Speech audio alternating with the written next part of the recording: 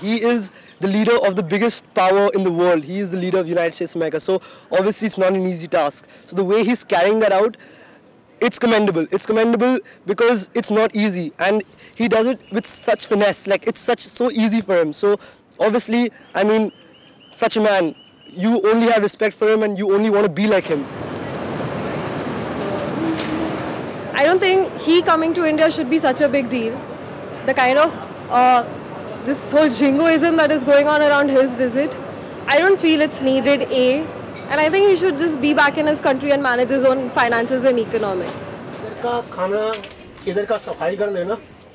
Obama एक बहुत ताकतवर कंट्री के प्रधान होने के साथ साथ उनके पास बहुत सारी ऐसी चीज़ें हैं जिन चीज़ों की हमारे देश को ज़रूरत है, और हमारे देश के पास बहुत सारी ऐसी चीज़ें हैं जो उनके देश को ज़रूरत है।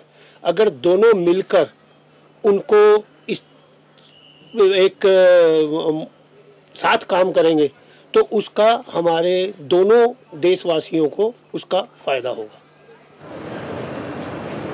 Obama coming to India is about, bringing in new rules and policies that might be good or bad for India. But, working with an NGO, what I feel right now is that Obama coming to India is going to put more pressure on the current existing patent laws and the pharmaceutical companies, which I'm totally against, because India is one of the largest producers of affordable medicines.